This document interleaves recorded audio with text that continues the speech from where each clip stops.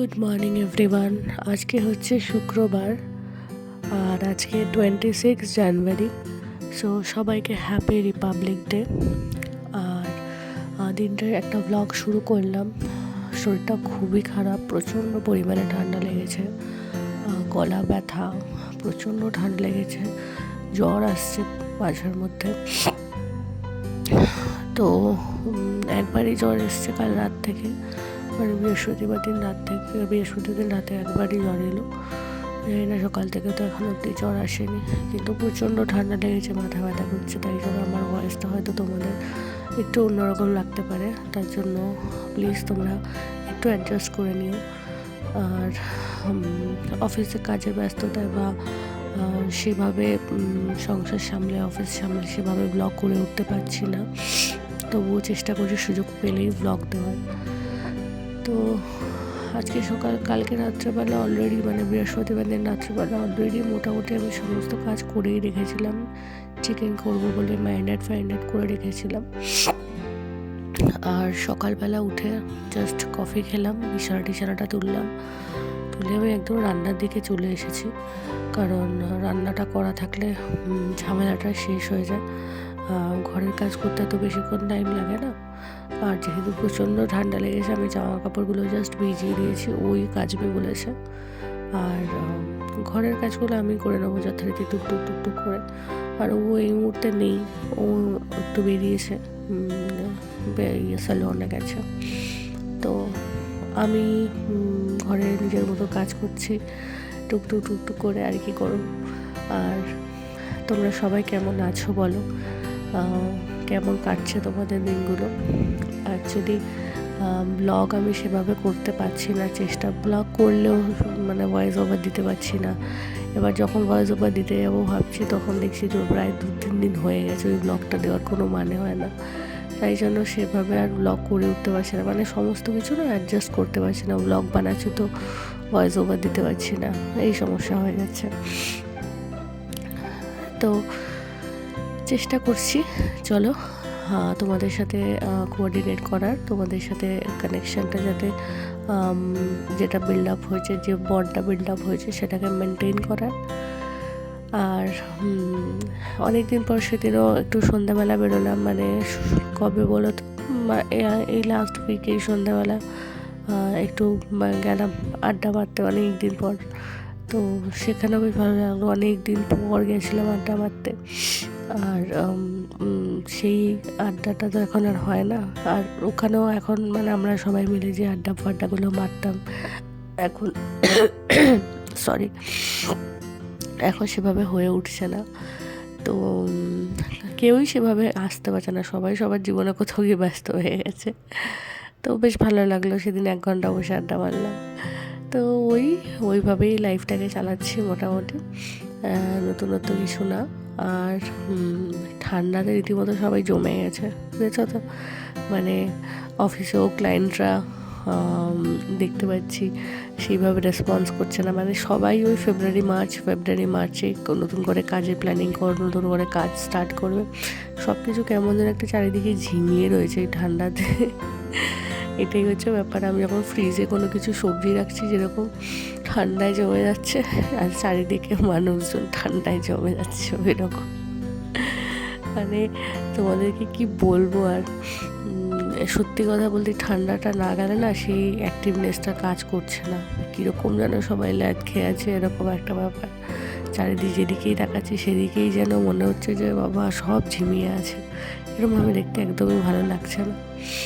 ঠান্ডাকালটা সত্যি উইন্টারটা খুবই এনজয় করতাম, কিন্তু এখন যেহেতু কর্পোরেট সেক্টরে ঢুকে গেছি কাজের জায়গায়, এখন মনে হচ্ছে ঠান্ডাটা কবে কাটবে, বিজনেসটা কবে হবে, মানুষ কবে অ্যাক্টিভ হবে, এরকম একটা ব্যাপার। সবাই একটু ওয়েট করছে যে ঠান্ডাটা কবে যাবে, মানে আর এই কটা দিন, তারপর তো আবার সেই 1 বছর ওয়েট করতে হবে ঠান্ডা, না?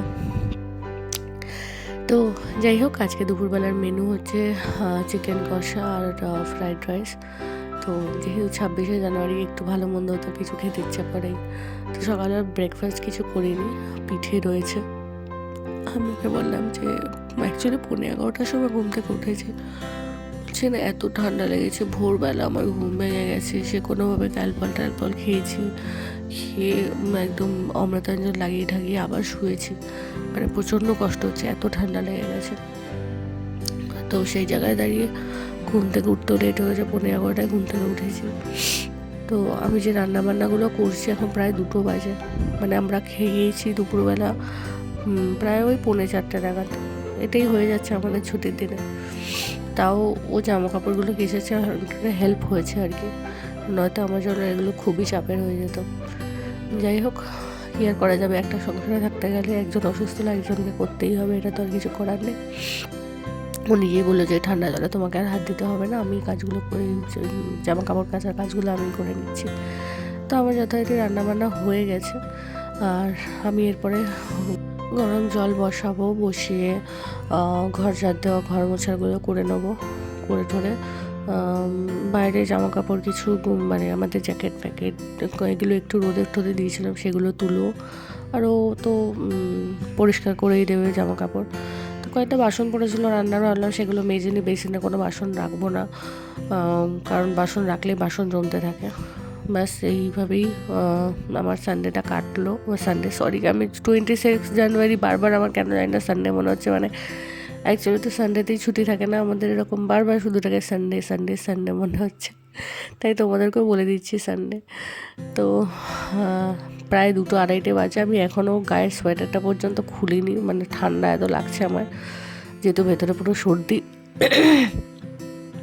আর কতদিন পরে ঘরে জানলা খুলেছি জানো তো, মানে ঘরটাও যেন কীরকম ওটার সাথে সাথে হয়ে রয়েছিল এরকম।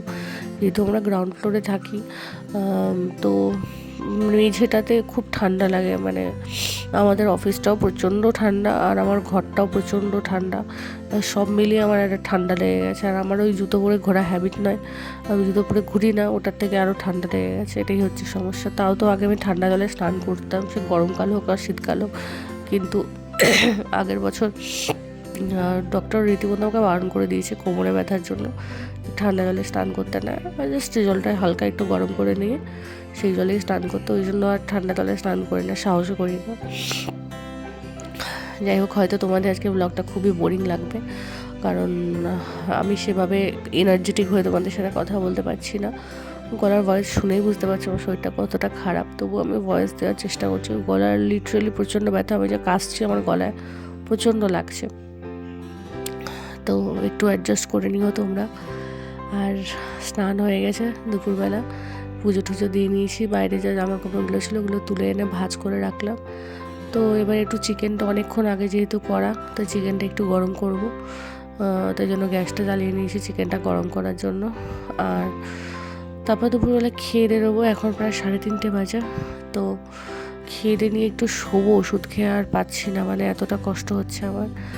তো আর এই যে সন্ধ্যাবেলা আমার কাছে ও এসেছিলো, কিন্তু আমার এত ঠান্ডা লেগেছে, এটা হচ্ছে মামার মেয়ে, মামার ছোটো মেয়ে, তো এসেছিলো।